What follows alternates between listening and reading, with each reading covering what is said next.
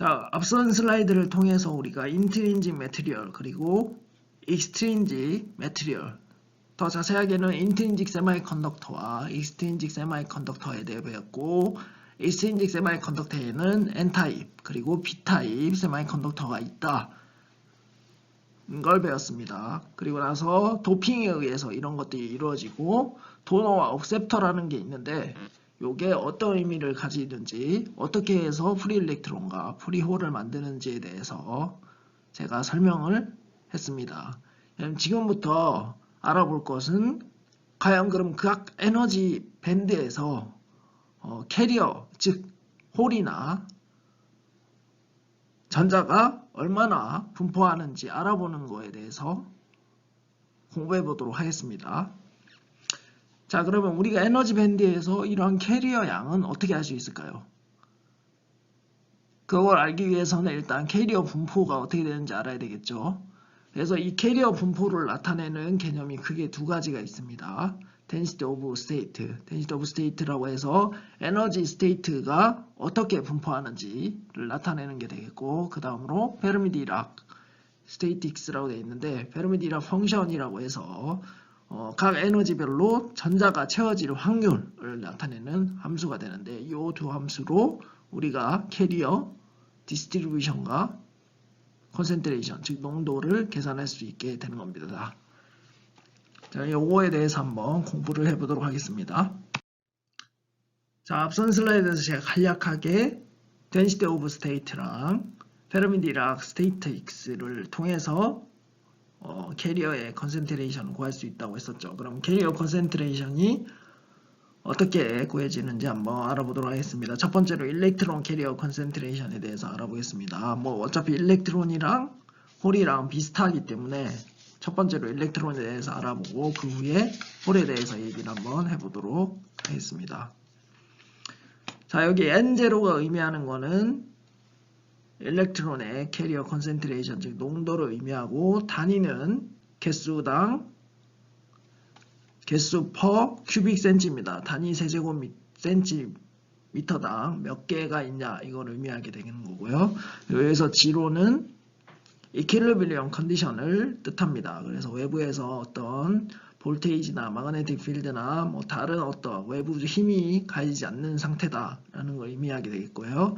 그래서 이 전자의 농도는 occupancy 곱하기 allowed state로 계산이 되고, allowed state는 개수 per 센치 세제곱이죠. 그럼 이거 occupancy는 뭐냐? 요거는 여기 allowed state에서 전자가 채워질 확률을 의미합니다. 그래서 여기 우리가 교실을 예를 들어 볼까요? 교실이 좌석이 의자가 100개가 있는데 요 자리를 채울 수 있는 확률이 20%다. 그렇게 되면 우리가 이 교실 안에서 사람의 수를, 학생의 수를 계산할 수 있게 되는 거죠. 이런 개념으로 생각을 하시면 되겠고, 그래서 요거를 식으로 나타내면 N0는 인테그랄 2C부터 무한대입니다. 그러니까 컨덕션 밴드부터 컨덕션 밴드 위쪽, 여기에 일렉트론이 존재한다고 했었기 때문에 이렇게 인테그랄을 해주고, EC랑 EV 사이는 밴드갭이라고 했었죠. 여기에는 어떠한 스테이트도 존재하지 않기 때문에 고려를 하지 않는 겁니다. 그리고 여기 F2라는 거는 페르미 디스트리뷰션 펑션, 그러니까 페르미-디락 펑션이라고 해서 뒤에 얘기를 할 텐데, 쉽게 말해서 각 에너지 스테이트에서, 각 에너지 레벨에서 전자가 채워질 확률을 나타내는 함수가 되겠고요. 그래서 요 곱하기 DCE라고 되어 있죠. 요거는 density of state입니다. 단위가 개수 per 큐빅 센치 그리고 per 일렉트론 볼트이죠. 이게 무슨 의미냐면 단위 에너지 그리고 단위 볼륨당 스테이트, 에너지 스테이트의 개수를 의미하게 되는 겁니다. 그리고 DCE 곱하기 DE는 에너지가 E에서 E 플러스 DE 사이에 에서 큐빅 센치 볼륨에서 에너지 스테이트 개수가 몇 개냐, 의미하는 게 됩니다. 그래서 이렇게 식을 이용해서 우리가 전자의 농도를 계산할 수가 있게 됩니다. 자, 다음으로 홀의 캐리어 컨센트레이션에 대해서 알아보도록 하겠습니다. 뭐 일렉트론이랑 비슷한데 단지 차이가 있는 건 요 밑에 요 페르미 디락 펑션을 나타내는 부분이 좀 차이가 나는데 차근차근 한번 알아보도록 하겠습니다.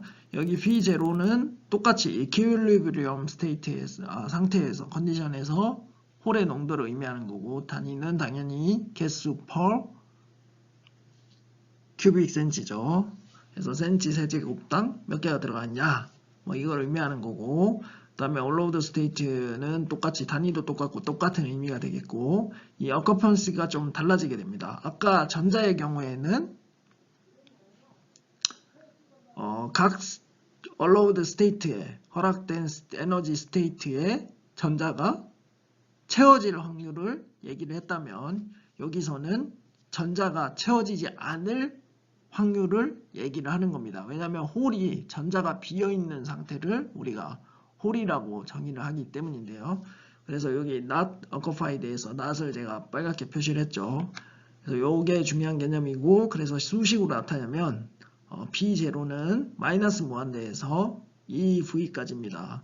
요 이유는 홀이 컨덕션, 밸런스 밴드 아래에 홀이 존재하기 때문입니다. 그러니까 전자로 채워져 있지만 결국 우리가 계산하고자 하는 그러니까 컨덕션에 영향을 줄 수 있는 홀은 요 아래 에너지에서 형성되기 때문에 이렇게 인테그레이션 범위가 정해지고 그다음 페르미 디락 펑션 같은 경우는 그냥 FE를 바로 쓰지 않습니다. 왜냐면 FE가 제가 전자가 채워질 확률이라고 했죠. 그래서 1-FE를 하게 되면 전자가 채워지지 않을 확률이 되는 거죠. 즉 홀이 채워질 확률이 되는 거고 요거 density of state는 똑같이 어떤 단위 에너지의 단위 부피에 이 에너지 스테이트 개수가 몇 개냐 이걸 의미하게 되는 거고 dV 곱하기 dE는 에너지 E에서 E 플러스 DE 사이에서 에너지 E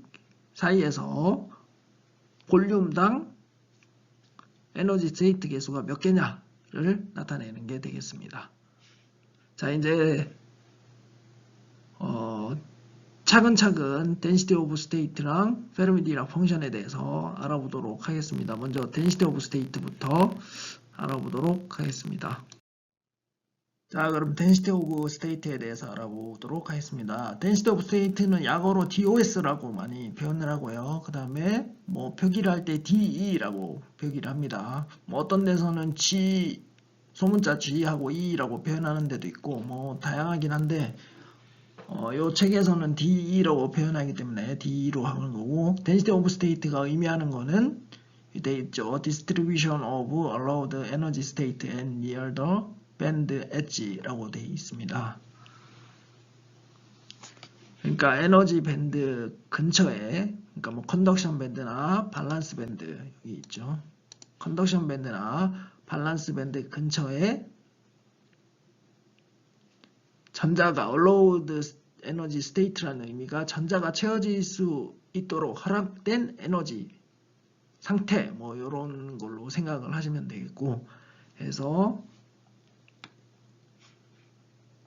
요거를 어떻게 나타내냐 다른 말로는 아까 앞에도 얘기했지만 유닛 에너지당 단위 에너지당 단위 볼륨 per number of state죠. 그러니까 여기 그림에서 보면 지금 에너지 밴드가 있고 여기에 각 에너지 스테이트가 이렇게 쭉 나눠져 있죠. 우리가 뭐 수소, 하이드로젠, 하이드로젠 아톰 수소할 때도 n이 1일 때는 스테이트가 하나만 존재했는데 n이 그 2가 됐을 때는 똑같은 에너지를 가지는 스테이트가 4개가 있었죠. 뭐 그런 식으로 된다고 생각을 하면 되는 거고 여기에는 지금 어떤 볼륨의 개념이 나와 있지 않지만 요거는 지금 에너지 단위로 이제 나타내서 이런 건데 요걸 또 볼륨으로 쪼개보면 또 나눠질 수가 있죠. 왜냐면 자, 원자 핵을 중심으로 우리가 구좌표계로 전자가 이렇게 이동을 한다고 했죠. 그래서 볼륨의 개념도 동시에 고려가 되는 겁니다. 그래서 density of state는 유닛 에너지에서 유닛 볼륨당 에너지 스테이트, 그러니까 전자가 채워질 수 있는 에너지 스테이트의 수라고 생각하면 되겠고, 요거를 DE는 델타 E 곱하기 볼륨 분의 number of state in 델타 E가 되겠습니다. 그래서 요거를 각각 컨덕션 밴드와 밸런스 밴드의 수식으로 나타낼 경우 이렇게 나타나게 됩니다. 그래서 DCE 같은 경우는 H3 제곱이죠. 이거는 플랑크 상수고 8파이 mn 스타, 요거는 에펙티브 매스죠. 루트 2mn 곱하기 2-EC. 여기서 중요한 게 에너지가 EC보다 클 경우입니다. 그래서 오른쪽에 여기 보면 루트 2-EC죠. 그래서 그래프가 density of state 그래프가 이렇게 그려지게 됩니다. 요 D를 요걸 이제 좀 돌려서 그리면 좀 더 이해가 쉬울 텐데, 어쨌든 EC를 기준으로 이렇게 변하는 그래프가 나오게 되는 거죠. 그리고 밸런스 밴드에서 density of state 같은 경우는 다른 수식은 다 똑같고 단지 여기 effective mass만 차이가 나게 됩니다. 그리고 EV-E가 되죠. 왜냐하면 이 밸런스 밴드 아래를 의미하기 때문에 EV-E가 되고 이 범위도 EV보다 작은 영역이 됩니다. 그래서 루트 EV-E가 되니까 이런 식으로 그래프가 그려지게 되는 거죠. 지금 이게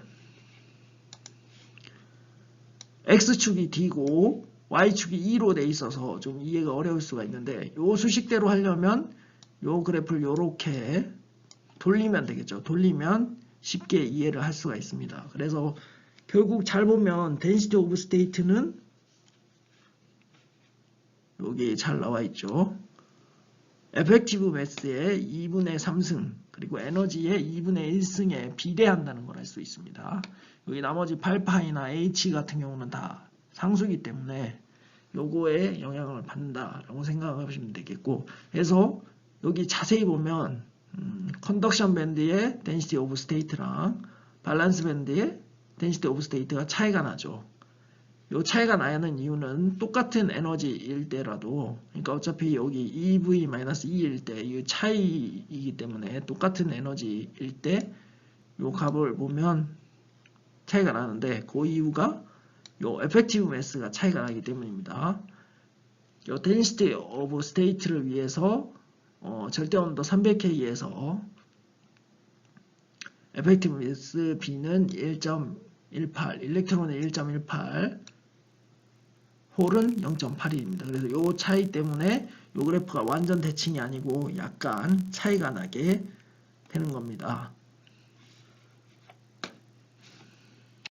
자, 앞선 슬라이드에서 우리가 density of state에 대해서 알아봤었습니다. density of state가 뭐냐? 여기 DOS 약자로 되어 있죠.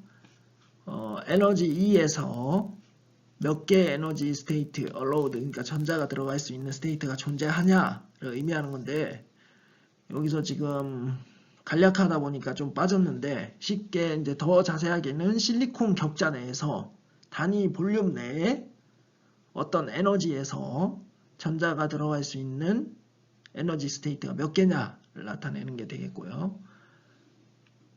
그러면 요걸 바탕으로 우리가 전자 농도와 또는 홀의 농도를 구하기 위해서 추가적으로 필요한 게 아까 앞에 슬라이드에서 뭐라고 했었죠? 어커펀시라고 했죠. 그러니까 채워질 확률, 전자가 채워질 확률 또는 전자가 비어있을 확률, 요게 필요하다고 했죠. 요 스테이트에서 각각 어떻게 되는지. 그래서 그거를 표현하는 게 페르미-디락 디스트리뷰션 펑션이라고 앞에서 얘기했습니다. 하지만 실제적으로 이런 파티클들을, 그러니까 에너지에 따른 입자들의 분포를 결정하는 어떤 스테이티컬로, 그러니까 통계 법칙이 크게 세 가지가 있는데, 이 중에서 우리가 페르미-디락 프로버빌리티 펑션을 쓰는 이유에 대해서 좀 얘기를 해보도록 하겠습니다.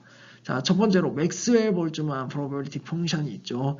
이 경우에는 입자가 distinguishable. 그러니까 서로 입자가 구별이 될 수가 있어야 됩니다. 입자가 구분이 가능하고, 그리고 두 번째에서 의미하는 거는 각 에너지 스테이트에서 파티클이 채워질 수 있는 수에 제한이 없다는 거죠. 그러니까 하나의 에너지 상태에 여러 개의 파티클이 들어갈 수가 있다는 겁니다. 자, 그러면 우리가 전자는 어떻다고 했었죠? 아톰에서 또는 뭐 어떤 몰리큘 또는 격자에서 전자는 distinguishable 한다 했나요? indistinguishable 한다 했나요? indistinguishable 하다고 했죠. 그 이유가 이제 3s, 3p 또는 2s, 2p 같은 경우에는 서로 이 위치가 굉장히 가깝기 때문에 구별이 힘들다고 했었습니다. 그래서 요 맥스웰 볼트만 프로버비티 펑션을 적용하기가 힘들죠. 첫 번째 그거에 대해서. 그리고 두 번째 파울리의 베타 원리에 대해 설명했었죠. 각 에너지 퀀텀 넘버로 표현되는 그 에너지 스테이트에는 각자 하나의 에너지만 들어간다 했기 때문에 요거는 또 적용이 되지가 않죠. 대신 이제 스핀이라는 개념이 있긴 했지만 이렇게 여러 개가 들어간다는 개념은 아닙니다. 그래서 요 맥스웰 볼트만 프로버비티 펑션은 요 전자 또는 홀의 농도를 계산하는 통계 법칙으로 사용할 수가 없습니다. 그러면 이 통계 법칙이 어디에 사용되냐? 요게 사용되는 예는 낮은 압력 상태의 어떤 용기 속에서 가스 분자의 운동에 대한 통계를 낼 때 요거를 사용할 수가 있습니다. 자, 그리고 두 번째 보스-아인슈타인 프로버비티 펑션이죠. 요 경우에는 파티클이 서로 구별하기 힘들 때 사용이 된다라고 되어 있죠. 그러면 전자의 경우 적용이 가능하죠. 근데 두 번째 항에서 보면 각 퀀텀 스테이트에서 허용되는 파티클의 개수에 제한이 없다라고 되어 있습니다. 그러니까 여러 개가 들어갈 수 있다는 거죠. 그러면 이게 파울리의 베타 원리를 어기는 거기 때문에 우리가 전자에 대해서 이거를 적용을 할 수가 없습니다. 그래서 이러한 통계 법칙을 따르는 게 뭐가 있냐? 여기 보면 예로 제가 포톤을 적어놨죠. 포톤이 뭔지는 얘기했었죠. 그 양자역 각 기초에 대해서 얘기할 때 포톤은 어떤 빛의 에너지를 나타내는 어떤 입자라고 생각을 하시면 되겠습니다. 그래서 포톤 또는 포논 얘기는 하나 하지 않았지만 이제 열 에너지 같은 거를 전달하는 그런 포논 개념을 이런 거에 적용을 할 수가 있습니다. 그래서 결국 각 퀀텀 스테이트에 여러 개의 파티클이 들어갈 수 있으니까 전자의 경우 적용이 안 되죠. 자, 이제 마지막으로 페르미-디락 프로버비티 펑션에 보면 요거는 파티클들이 서로 구별되지 않거나 그리고 각 퀀텀 스테이트에 하나만이 존재한다 라고 되어 있죠. 그래서 우리가 솔리드 크리스탈 또는 아톰의 전자에 요 통계를 사용할 수 있게 되는 겁니다. 자, 앞선 슬라이드에서 우리가 페르미-디락 디스트리뷰션 펑션, 즉 페르미-디락 프로버비리티 펑션이 요 전자의 솔리드 크리스탈 내에 전자에 적용하기에 가장 적합하다고 했죠. 그래서 요거를 사용을 하게 되는 거고 요거는 F2로 표시를 합니다. 그리고 의미는 계속 얘기했던 건데 여기 하나 더 추가가 된 게 under equilibrium 컨디션이죠. 요 상태 equilibrium 컨디션에서 각 에너지 퀀텀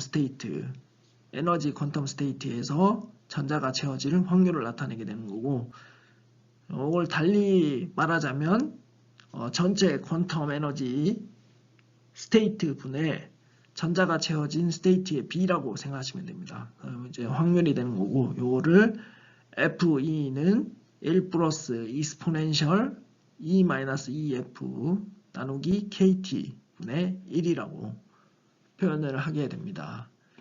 이때 K는 볼트만 상수고 여기 이제 값이 나타나 있죠. 그리고 템퍼러처는 K, 절대 온도 K입니다.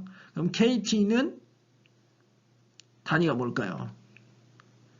일렉트론 볼트 per K 곱하기 K니까 일렉트론 볼트가 되죠. 그래서 이 KT는 절대 온도가 300K일 때 상온에서 0.0259라는 값을 가집니다. 원래는 뭐 0.0258 몇 이렇게 하는데 그냥 간단하게 0.0259라고 기억을 하시면 되고, 이 값은 기억해 주시는 게 좋습니다. 왜냐면 추후에 PN 다이오드 뭐 이런 거 분석할 때 요 KT라는 걸 이용해서 수식 계산을 굉장히 많이 하기 때문에 요거는 꼭 기억을 해주시면 좋을 것 같습니다. 그리고 EF라는 개념이 나왔죠. 페르미 에너지 또는 페르미 레벨이라고 하는데 이게 굉장히 중요한 파라미터입니다. 그래서 꼭 기억하기를 바랍니다. 요 페르미 에너지가 나중에 이제 뭐 PN 다이오드나 뭐 BJT나 이런 거, 그리고 모스펫 이런 거 그릴 때 모스펫은 그렇죠. 모스펫 그릴 때도 에너지 밴드 다이어그램으로 그릴 때 요거는 반드시 필요한 개념이기 때문에 꼭 기억해 주시기 바랍니다. 요거를 알아야 우리가 나중에 뭐 PN 다이오드를 했을 때 리버스 바이어스라든지 그 다음에 뭐 포워드 바이어스 했을 때 뭐 그런 것들이 어떻게 변하는지 대략적인 거를 알 수가 있고, 그리고 PN 접합을 했을 때 밴드가 어떻게 되는지도 알 수가 있게 되는 거기 때문에 꼭 이 개념을 알면 좋겠습니다. 그래서 페르미 에너지가 의미하는 게 뭐냐? 간단하게 말해서 요 EF에서는 전자가 채워질 확률이 50%다 라는 얘기입니다. 그러니까 전자가 채워질 확률이 50%인 에너지 상태가 페르미 레벨 또는 페르미 에너지라고 하는 겁니다. 자, 그러면 첫 번째로 절대 온도 0K일 때 이 페르미-디락 프로버비티 펑션이 어떻게 되는지 알아보겠습니다. 자, 첫 번째로 에너지 EF보다 에너지 E가 클 때 어떻게 되는지 계산을 해보면, 이 EF보다 에너지 E가 더 커지게 되면 어떻게 될까요?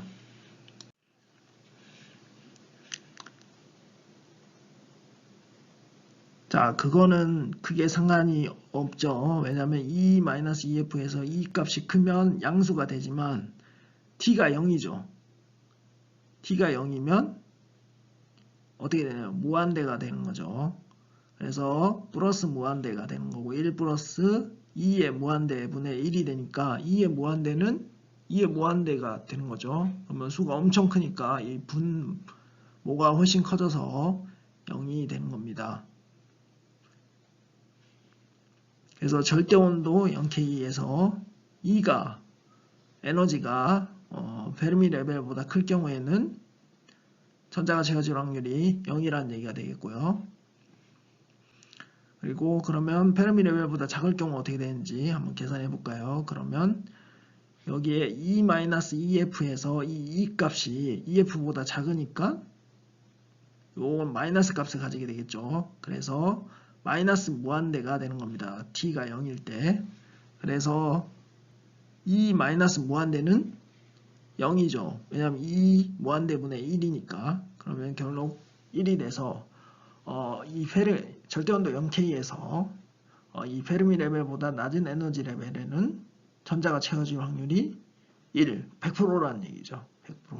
그래서 그림이 이렇게 나타나 있죠. 에너지가 EF보다 작을 때는 전자가 채워질 확률이 1이고 EF보다 클 때는 빵 이렇게 나오는 거고, 결국 T가 0K로 점점 가면 갈수록 페르미 레벨 아래 에너지 스테이트에 전자들은 다 채워질 수 있게 되는 거고요.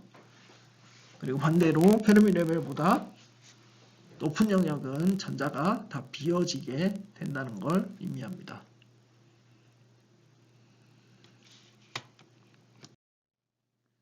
자, 그러면 절대 온도가 0K보다 클 때 이 페르미-디락 프로버비티 펑션이 어떻게 되는지 알아보겠습니다.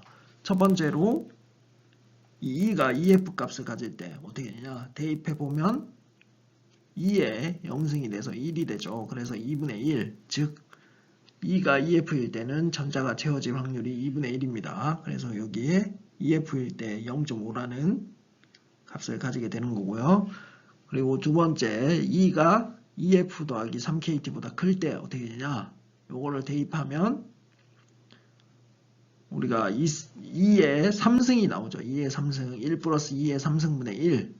이때 2의 3승이면 한 20 정도의 값을 가지게 됩니다. 그럴 경우에 1보다 훨씬 커서 요 1을 무시할 수 있게 되는 거죠. 그러면 요런 정의가 나오기 때문에 요 1을 무시하게 되면 FE는 간략하게 이 이스포넨셜 마이너스 2 마이너스 2F 나누기 KT 이렇게 간략화할 수 있게 되는 겁니다. 그러면 그 다음으로 2가 EF 마이너스 3KT보다 작을 때 어떻게 되냐? 그러니까 요 마이너스 3KT보다 작아질 경우 어떻게 되냐를 얘기하는 거죠. 그러면 2의 마이너스 3승이면 2 3승분의 1이니까 20분의 1이 되는데 요거는 1보다 엄청 무시할 정도로 작은 값은 아니게 됩니다. 그래서 우리가 요거를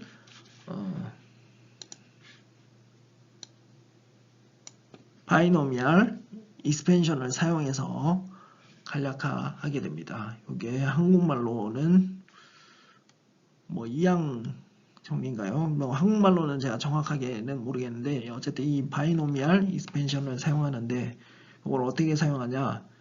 요게 이제 가로에서 1 플러스 x n이 1 플러스 nx 더하기 2 팩토리얼 n-1 x제곱 더하기 그리고 3 팩토리얼 분의 n-1 n-2 x 3승 뭐 이렇게 쭉쭉쭉쭉쭉 이렇게 나가게 되는데 여기 지금 우리 페르미 디락 펑션을 이런 형태로 나타내면 어떻게 되냐면 1 플러스 잘 써지지 않는데 2에 2가 아니죠. 이스포넨셜에 2 마이너스 2 마우스로 쓰려니까 잘 안되네요. 그래서 KT 뭐 잘 못 알아보겠지만 어쨌든 여기 그래서 마이너스 1이 되는 겁니다. n이 마이너스 1이 되고 x가 요 이스포넨셜 2-2f 나누기 KT가 되는 겁니다. 근데 우리가 요렇게 된다고 했었죠. 그러면 요 x제곱, x3승 요런 거는 다 무시할 수 있게 됩니다. 왜냐면 이 작은 값이기 때문에 자꾸 제곱이랑 뭐 3승이 되면 점점 작아져서 무시할 수 있게 돼서 결국은 1 플러스 n-x로 간략하게 나타낼 수 있게 되는 거죠. 그래서 1 마이너스 여기 n이 마이너스 1이니까 마이너스 1 곱하기 x 이스포넨셜 2-2f 나누기 kt 이렇게 되는 거죠. 그래서 이런 수식이 나오는 거고 요 수식을 바꿔주면 이렇게 됩니다. 1-FE는 이스포넨셜 2-2f 나누기 kt 1-FE가 의미하는 게 뭐라고 했죠? 전자가 비어있을 확률이라고 했죠. 다른 말로는 홀이 채워질 확률. 그래서 홀이 채워질 확률이 이렇게 나타나게 되는 겁니다. 그러면 그림에서 한번 살펴볼까요? 자, EF 플러스 3KT보다 에너지가 커지면 여기 보시면 요 이스포넨셜 마이너스 2-2F 나누기 KT가 되기 때문에 이 에너지가 커지면 커질수록 점점 0에 더 가까워지게 되죠. 이 0에 가까워진다는 얘기는 점점점 비어있을 확률이 증가한다는 얘기가 되겠습니다. 그리고 자 EF-3KT보다 낮은 경우 어떻게 되냐? 그러면 FE는 1-2 이스포넨셜 마이너스 2F 마이너스 2 KT가 되죠.